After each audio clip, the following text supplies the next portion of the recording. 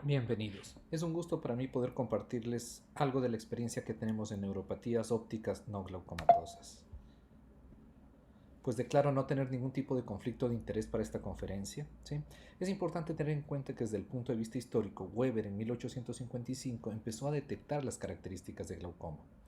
Von Graefe en el año de 1857 empezó a hablar de la amaurosis con excavación, es decir, había un aumento de la presión intraocular, pero una excavación amplia.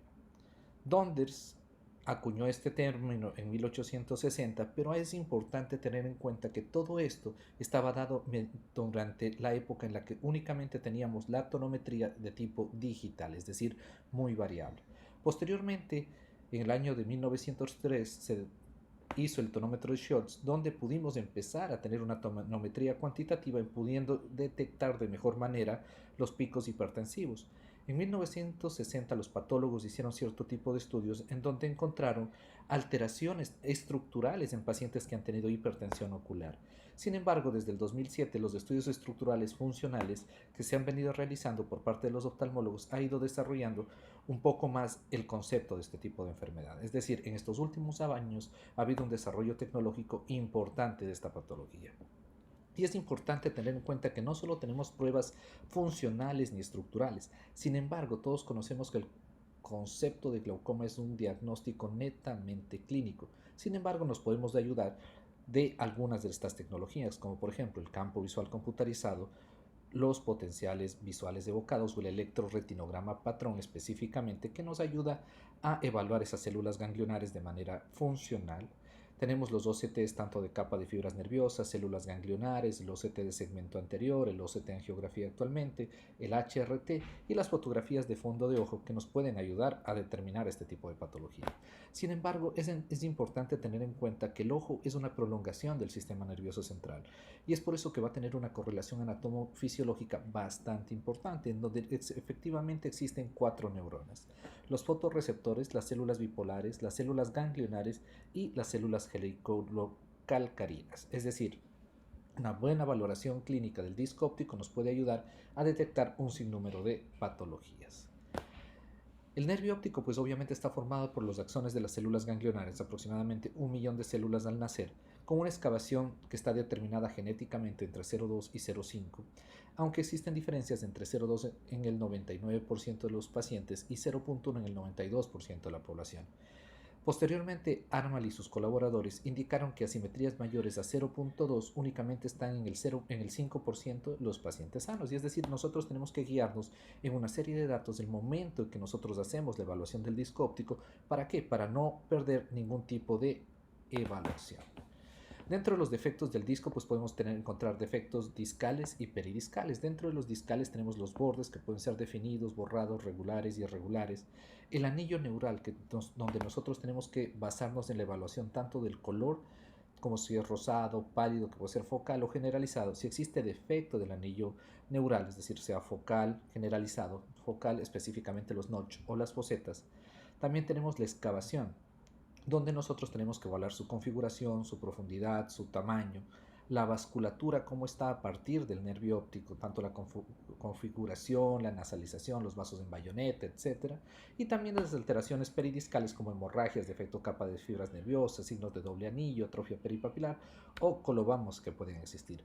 Es importante tener en cuenta que de la relación que exista entre el anillo neural y la excavación es lo que nosotros vamos a entender como la relación copa-disco.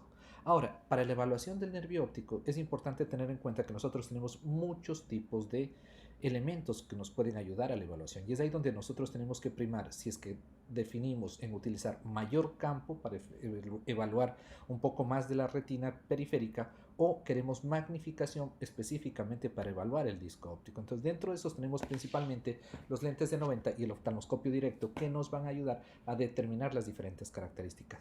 Obviamente tenemos diferentes filtros con los cuales nosotros podemos evaluar el nervio óptico y que pueden ser utilizados para ciertas características. Todos pensamos que en la oftalmoscopía pues podríamos ver el fondo de ojo de esta manera. Sin embargo, se necesita mucho tiempo para poder llegar a entender el fondo de ojo. Es importante tener en cuenta que nosotros para la evaluación del glaucoma tenemos que tener una valoración integral del fondo de ojo. Por ejemplo, fíjense en estas fotografías, una de campo amplio, otra es de polo posterior y una foto red free, en donde nosotros si nos dedicamos con un poquito de énfasis a nivel inferotemporal podemos detectar un defecto de capa de fibras nerviosas a este nivel que se ve un poco más resaltado en la foto en red free. Esto es con Clarus 700. Ahora, es importante tener en cuenta que las neuropatías ópticas son un grupo de trastornos de etiología multifactorial que se caracterizan por la pérdida de las axones de las células ganglionares llevando a la atrofia óptica. Esto que va a desencadenar una pérdida visual y campimétrica que generalmente es irreversible. Ahora, si nosotros tenemos este disco óptico, por ejemplo, podemos ver este es antes y 5 años después, podemos ver cómo está pálido, atrófico, una excavación amplia. Sin embargo, todas las neuropatías mostrarán cambios sugestivos de glaucoma en sus diferentes fases. Es por eso que no solo nos sirve el diagnóstico de glaucoma, sino tratar de determinar si es que efectivamente se trató de un glaucoma lo que llevó a ese tipo de atrofia. Existen múltiples clasificaciones, dentro de las cuales el 80% generalmente son los daños de tipo glaucomatoso. Sin embargo, el 15% de las neuropatías son de tipo no glaucomatoso, dentro de las cuales tenemos las inflamatorias, las isquémicas, infecciosas, tóxicas, traumáticas, etc. Sin embargo, todavía nos queda un 5% de las neuropatías que son de origen mixto, y es por eso que debemos detenernos un poquito más allá el momento que estamos evaluando a los pacientes. A pesar de que el mecanismo etiológico como tal y fisiopatológico no ha sido totalmente identificado, se ha visto que existe alteración en el transporte de glutamato, lo que lleva a una degeneración axonal. Existe también algunas controversias de que si se trata de una enfermedad multifactorial, es decir, existe una disfunción vascular, hipotensión, vasoespasmo, alteraciones en la presión intracraneal, alteraciones bioquímicas, es decir, hay una serie de mecanismos, no solo hemodinámicos, inmunológicos y genéticos, que pueden predisponer a todo este tipo de enfermedades. Dentro de las manifestaciones clínicas, pues es importante tener en cuenta la historia clínica completa juega un papel fundamental para el diagnóstico, ya que eso nos va a ayudar a sospechar otro tipo de patologías. Sin embargo, tratar los factores precipitantes y de riesgo de las diferentes patologías nos va a ayudar a tener una mejor idea de qué es lo que está pasando con cada uno de esos nervios ópticos. Existen factores demográficos como por ejemplo las edades extremas, el género, alteraciones genéticas, defectos refractivos altos o características específicas de los discos ópticos, mientras que hay otro tipo de alteraciones o factores de riesgo sistémicos como la diabetes, la dislipidemia, las enfermedades cardiovasculares, las oncohematológicas, infectocontagiosas e inclusive las mismas enfermedades autoinmunes nos pueden dar un concepto sobre qué es lo que está pasando con esos nervios ópticos. Ahora, importantísimo, nosotros siempre en un paciente que estemos evaluando una sospecha de glaucoma, tenemos que ver si la agudeza visual, la disminución de su agudeza visual es mono o binocular, si existe un aumento de la excavación fisiológica, si existe una discromatopsia rojo-verde, que esto nos habla mucho de la disfunción del nervio óptico, dolor ocular o periocular de tipo variable, un defecto pupilar aferente. Recordemos que el defecto pupilar aferente no se va a presentar en patologías glaucomatosas leves, moderadas, incluso algunas severas pueden no llegar a tenerlo. Las características de un escotoma central o seco central son características específicamente de las neuropatías ópticas no glaucomatosas. Y por último, si existe atrofia óptica focal o difusa. Ahora, sin embargo, todos estos datos tenemos que tener en cuenta el contexto del paciente. Es decir, que si nosotros encontramos signos de alarma oculares o extraoculares, tenemos que pensar un poquito más. Entonces, ¿cuáles van a ser los signos de alarma fundoscópicos que nos pueden llamar la atención? Uno, la palidez de disco, ¿sí? Como ven, existe una palidez disco con defecto de capa de fibras nerviosas que nos habla mucho de alteraciones mitocondriales en este tipo de enfermedades. Defectos de capa de fibras en banda, esto nos habla mucho de los trastornos quiasmáticos que pueden llegar a tener los pacientes. Vasos octociliares, es decir, que puede haber compresión a nivel del sistema de drenaje venoso de los vasos y es por eso que existen shunts arteriovenosos u optociliares a nivel de la cabeza del disco óptico. En caso que encontremos discos ópticos dismórficos, áreas de isquemia retiniana, líquido subretiniano, hemorragias, depósitos lipídicos, atenuación vascular o asimetrías muy marcadas, debemos sospechar en que algo más puede estar detrás de esas neuropatías que no siempre son glaucoma. ¿Qué otros signos de alarma debemos tener en alteraciones extraoculares? Por ejemplo, proptosis, ptosis, anisocoria, oftalmoplegia, cefalea importante, alteraciones neurológicas con o sin focalización, infecciones que puede estar cursando el paciente, pacientes que tienen un desorden oncohematológico, enfermedades autoinmunes o alteración de varios nervios craneanos nos deben hacer sospechar en otro tipo de patologías.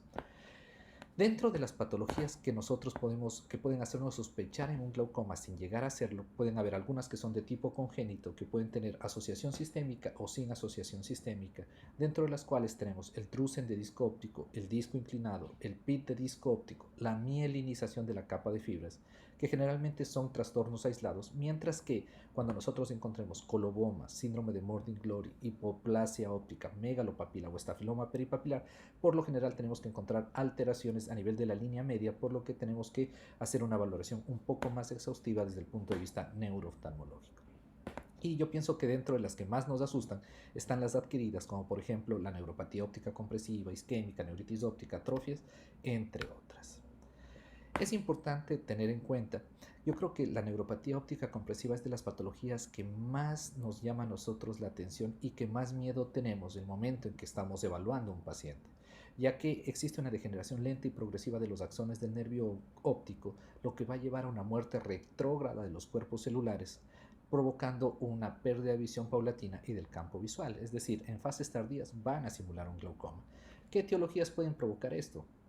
Orbitopatía de Graves, hematomas intraorbitarios luego de un trauma, fístulas carotido-cavernosas, tumores intraorbitarios, tumores intracraneanos, es decir, una serie de patologías que nos pueden alterar. Y es importante tener en cuenta, y es por eso que les traigo a continuación un caso clínico, una paciente de 53 años, ojo único por un estallido ocular en el ojo izquierdo con antecedente de varios años previos de ojo único, ¿sí? Que en su ojito derecho, en su ojo bueno, presentó una úlcera corneal, posteriormente requirió una queratoplastia tectónica y fue valorada por el departamento de segmento anterior realizando una nueva queratoplastia. El momento en que se trató de evaluar la agudeza visual no mejoraba. ¿Sí? Se encontró una hipertensión ocular de 26 e iniciaron un manejo para glaucoma sin mejoría. Sin embargo, remiten a neurooftalmología debido a que no existía recuperación visual de esta paciente. Cabe recalcar que en el momento de la evaluación nosotros encontramos una nasalización de la voz, es decir, tenía una voz inusual y una litosis marcada. Fíjense, esta es la foto del paciente, este es del segmento anterior, la queratoplastia se la ve bastante bien, está con un lente centrado in situ, pero fíjense el fondo de ojo, se lo ve bastante turbio. En una foto red free podemos ver que algo está edematizada la cabeza del nervio óptico. En el OCT pues obviamente no se ve mayor alteración, sin embargo se ve una pérdida difusa de las células ganglionares, pero y a nivel de la capa de fibras nerviosas un aumento del espesor de las mismas, lo que nos llamó la atención y es por eso que pedimos estudios de neuroimagen donde, oh sorpresa, nos encontramos con un carcinoma nasofaringeo que está comprometiendo toda la base del cráneo, tanto a este nivel como a este nivel de predominio en el ojo derecho, ¿sí? Entonces, este paciente también tenía una fístula de líquido cefalorraquídeo, lo que hacía a nivel de su cavidad nasal, por lo que daba este tipo de tonalidad de la voz. Entonces, son patologías que se nos pueden pasar por alto si es que nosotros no nos dedicamos un poquito más a la exploración clínica. ¿Qué otra patología puede hacernos sospechar en glaucoma? Una neuropatía óptico-isquémica, es decir, un infarto de la porción prelaminar de la cabeza del disco óptico, es decir, son patologías súbitas que se caracterizan por un pérdida de campimétrica de tipo altitudinal. Principalmente se produce en la noche debido a una hipotensión fisiológica nocturna que podemos llegar a tener, y también es importante tener en cuenta que los trayectos vasculares a nivel oftalmológico son trayectos vasculares limítrofe que se pueden asociar asociar a discos en riesgo, es decir, pacientes que no tienen excavación fisiológica, sino que tienen unas capas de fibras nerviosas completamente acuñadas. Dentro de los múltiples de etiologías, pues los factores cardiovasculares son los principales, y dentro de esto la hipertensión arterial, el uso de hipotensores, fenómenos vasoespásticos o inclusive posoperatorios en pacientes a los cuales se les coloca anestesia retrovulvar pueden llegar a desencadenar este tipo de patologías debido a una oclusión de los vasos y por ende a una isquemia. Se ha visto que entre el 10 al 85% de estas patologías indican un aumento de la excavación sugestivos de glaucoma. ¿Qué otras patologías? La neuritis óptica. Ahora, la neuritis óptica no es frecuente que se presente en pacientes de edad avanzada, sino más bien son pacientes de edad joven, mujeres, que van a tener una etiología multifactorial, inclusive un 20% pueden llegar a desencadenar una esclerosis múltiple. Este tipo de patología se caracteriza por una disminución que puede ser sutil hasta severa de la agudeza visual asociada a dolor con los movimientos oculares. Sin embargo, no es la característica del glaucoma, pero es importante tenerla en cuenta.